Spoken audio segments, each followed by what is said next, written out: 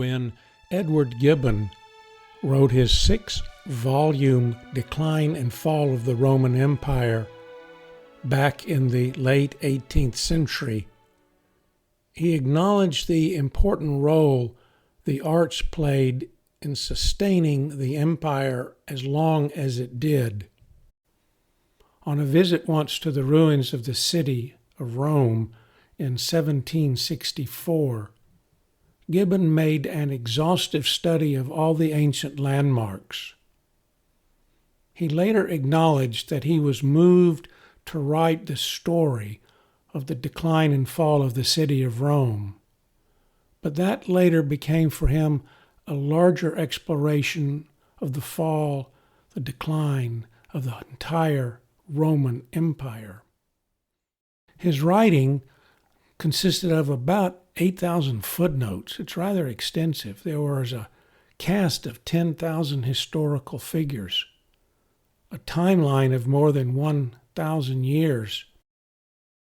When it was all said and done, his massive work contained about 1.5 million words.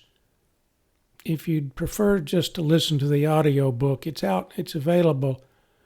It'll only take you 128 hours. The arts did indeed play a significant role in the rise and fall of Rome. Sculpture, architecture, mosaics, fine arts, wall paintings, they all helped put Rome on the map for great accomplishments in the visual arts.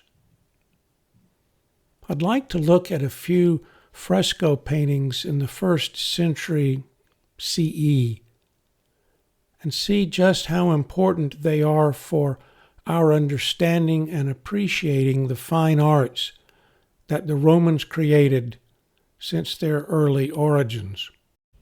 But before we consider these wall fresco paintings, these murals, let's first look at the art of the empire overall. This map illustrates how vast and complex it really was. Roman sculpture is a wonder to admire, especially when we realize its 2,000-year-old history. Starting with the early emperors, Roman leaders often created art for propaganda purposes. That included promoting fictional connections to famous military commanders or Roman gods. Here is a marble sculpture of the Emperor Augustus. The color image illustrates how these stone statues would have been viewed in their original form. They were painted in bright colors, but soon those colors faded over time. Do you see the little figure with tiny angel wings next to Augustus' right leg? There are two purposes for the artist, the sculptor, putting that little figure next to that big leg. One of the purposes is mystical, and the other is scientific. The mystical purpose is that it connects Augustus to the divine world of Roman gods and goddesses. The people truly believed their leader was somehow beyond the mortal realm, and the tiny statue here, known as Cupid, was actually the son of a goddess named Venus. Cupid wasn't just a romantic little character for Valentine's Day. He was an important part of the Roman mythology, and being a son of a goddess made him connected to this divine realm. This sculpture shows that both Augustus and his great Uncle Julius Caesar were now considered part of a divine legacy, and Cupid carried lots of meanings in mythology. And in this one, it's all about divinity of the emperor. The other purpose is scientific. The smaller statue is to serve as a physical support for the larger statue, or the outer leg of Augustus. If you take that small stone support away, the weight and the force of gravity from the larger structure will cause the whole statue to crash to pieces to the ground. Artists knew, and they discovered early on what that breaking point was and how large those support mechanisms should be. Examples of this support mechanism can be found frequently in sculpture. Symbolism can even play a part in what kind of support the artist would construct. This sculpture is a powerful image of a 3rd century BCE Roman soldier from Gaul. The artist's name is Epigonus. The message of this powerful sculpture is clear. The defeated Roman soldier, with his wife by his side, would rather sacrifice his life, and she would sacrifice her life instead of being taken captive. Epigonus depicts this moment when they breathe their last. This is a dramatic, freestanding sculpture, and it's unique for its time because it was common to depict in Roman art only the victor. But Epigonus chooses the seldom seen perspective of defeat. Here is Roman drama at its finest. Roman sculpture could also address issues of style.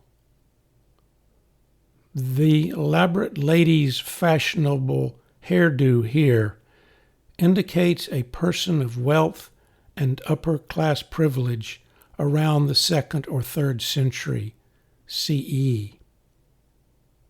She has been identified as Julia, the daughter of the Roman Emperor Titus. Such a fashion statement was popular, especially in the area of Rome. If you remember the 60s, that's not much different from the hairstyle your sister wore to the senior prom. And even Roman clothing fashions could sometimes have their challenges. Also, of the arts, we have to consider architecture. It made some beautiful statements aesthetically when you looked at it.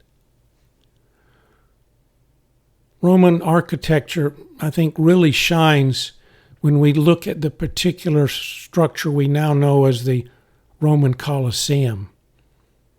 It held about 50,000 people. The Roman Colosseum early on included a retractable covering that provided shade in the summertime. I guess you could say it got hot watching all those gladiators kill each other.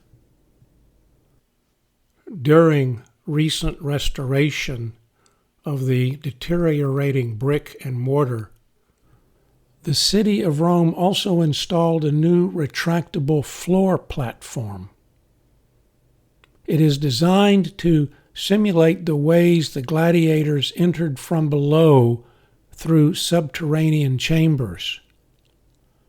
The lions and tigers were told to use a separate entrance.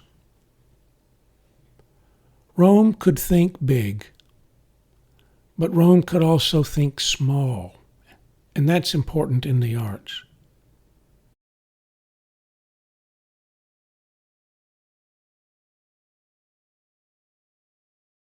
Here is one called the Gemma Augustea, literally meaning the gem, the jewel of Emperor Augustus. It's a cameo made of hand-carved onyx stone. It is double layered front and back, and you see a small relief sculpture that has been crafted in the year 10 CE. The imagery is the story of Augustus being crowned emperor, his military victories, his efforts to bring peace, and of course his divine origins. It's approximately 7 inches by 9 inches, and it is indeed a jewel of exceptional beauty. Of special interest, I think, are paintings from the 1st century recently uncovered from the area of Pompeii, Italy.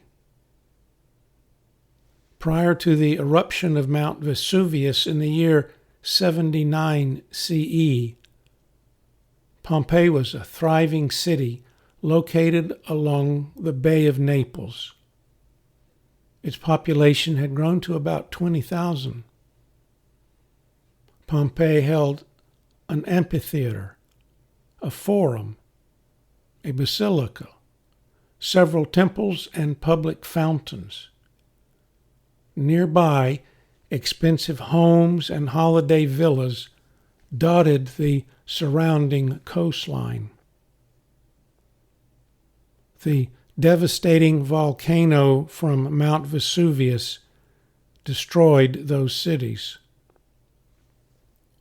Homes, buildings, farms, fields, they were all buried. Some places as deep as 50 feet of ash covered them.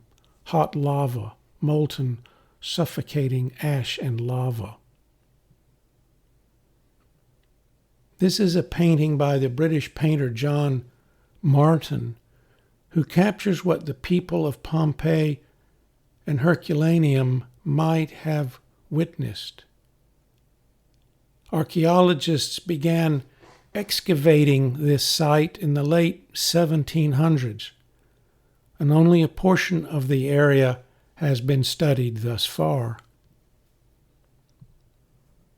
Today, Pompeii is visited by about 2.5 million people every year.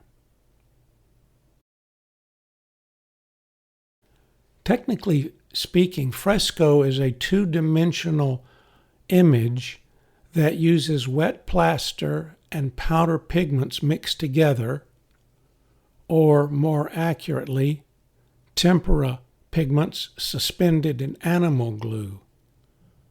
The mixture is applied to an existing wall or a flat surface when it's moist, and when it dries, you have a beautiful colored image.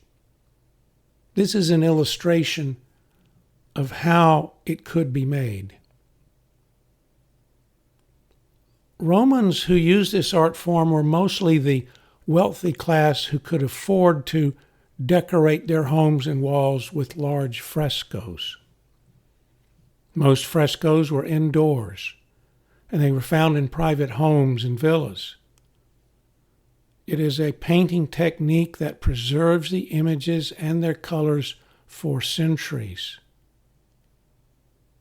This fresco was preserved under the volcanic ash of Pompeii and was found in the home of a wealthy Roman known as a patrician. Look at this painting and notice how the unknown artist has captured the idea of a rich garden with fruit trees, mountains in the distance, birds up in the branches, green grass, and a wooden picket fence fill the foreground. A meticulously laid stone wall protects a pine tree in the center of the composition. Some art historians, by the way, have labeled this painting the first landscape scene painting in history.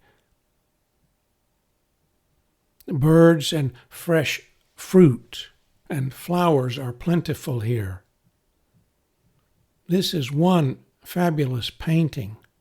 It has a three-dimensional appearance to it. It gives you the impression that you're looking at a real space outside with your own eyes. The only thing missing are the sounds of nature. Archaeologists have imagined what a wealthy patrician home might look like in this drawing. These ruling class, upper class, often lived on large estates with multiple rooms. Here is one filled with open air space and tiled ceilings.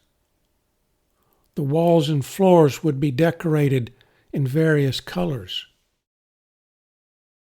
Frescoes like this captured the story of Roman gods and Roman mythology, so important to the people of the empire.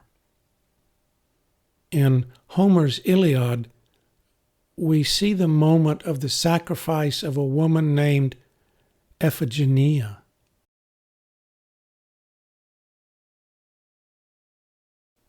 It tells the story, actually, of a father, the king, who has to pay a price for offending a Roman goddess. And the penalty was the death of the daughter of the king.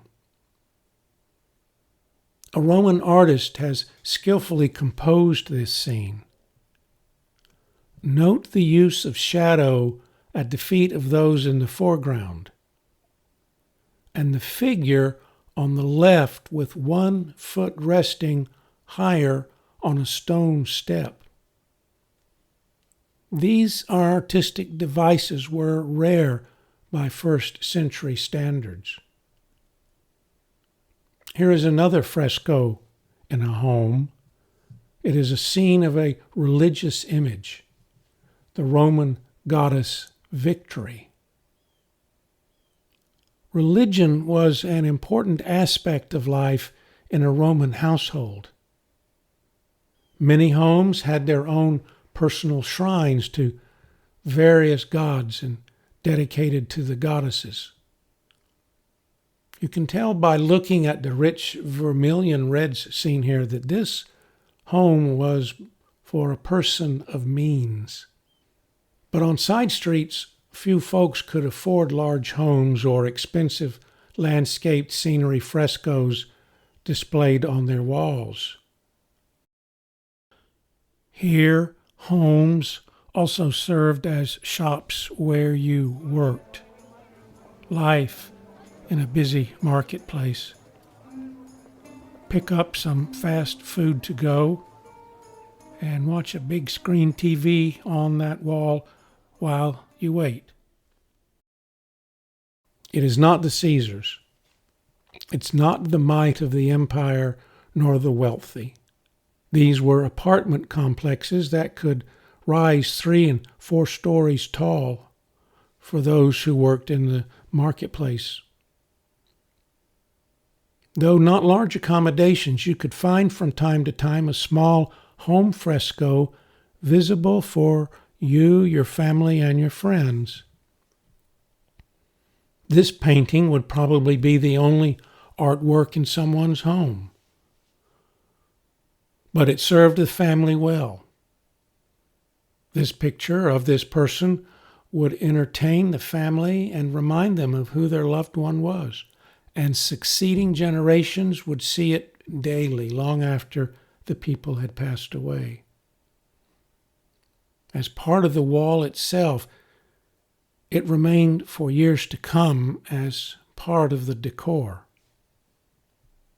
This was somebody's personal picture for them and for others to enjoy. The same concept of a small private audience could also be said of this Roman portrait. It's one of a number that have been found as far away as Egypt, which was under imperial control through much of the 1st century CE. These portraits are funerary images of Egyptian men and women in the 1st century. They were painted on wooden slats. They would then be carefully laid on top of the deceased for burial to honor their memory. What I find of interest is that these personal items, these portraits in both fresco and on wooden frames, were never intended for large public spectacle. These painted portraits hung in homes until eventually they were placed with the deceased at the time of the burial or left as frescoes on the walls for later people's generations to see. Like the Egyptian portraits, the Pompeii paintings are images of and for everyday working men and women. For many Romans, a portrait represented the only painting in their possession. Let's start with some of the particulars of this fresco. It's one of two portraits I'd like to show you that have been found in the ruins of Pompeii. The name of this young woman is lost to time. We know very little about her. Art historians have suggested numerous identities. The painting was found on a wall in a house in Pompeii. The artist, like most of the Greek and Roman paintings, is unknown. It was discovered in May of 1760 in an apartment. Look for a few moments at her face. This is a modern version of what it may have originally looked like. Notice her pose, a brief glance at us, the viewer. There is a certain gentleness, thoughtfulness about her pose. Although the work has suffered damage throughout the centuries, the colors are still well preserved. You can see that in the curls of her hair, the light that plays on and around her fingers. She is wearing golden earrings with her gold threaded hair shining forth. In her left hand, she holds wax tablets that are bound together with a ribbon. These were commonly used for business accounting transactions. A Roman stylus that she is holding was a Roman writing tool. A person would use it to scratch into the wax surface of the tablet. The tablet could then be erased by melting the wax. Think the first iPad 2,000 years ago. Early Greek and Roman art frequently depicted women, not so much as actual people, but often as idealized images of what a woman might look like. The art of women in many ancient cultures idealizes the feminine, what young girls could dream about growing up. I think of 20th century Norman Rockwell and his painting of a young girl. This illustration was on the cover of Saturday Evening Post in March of 1954. It is entitled Girl at Mirror. We see a young girl looking apprehensively at herself in the mirror. There is a poignancy about this picture that Rockwell captures so well. On her lap, we see an open magazine showing a photo of a Hollywood star. Dreams amidst uncertainties and self-doubt of who she might be someday. At her feet, we see a comb, a brush, and some lipstick. Hollywood red, of course. Meanwhile, at the corner of the mirror, we see a forgotten doll, discarded perhaps without much care. I see some of these ideas in this Pompeii portrait. There's an expression of deep contemplation, perhaps meditation, or looking for inspiration, perhaps daydreaming. There is something in the directness of her gaze and the slight hesitancy of the stylus pressed against her lips that I think draws us into her world. Her gesture with the stylus held to her mouth is like something we might do when we are lost in thought. A second image echoes these concepts. It's a portrait of a man and a woman, probably husband and wife. It was found in the home of a bakery shop. Their home had been converted into a bakery sometime around 25 CE.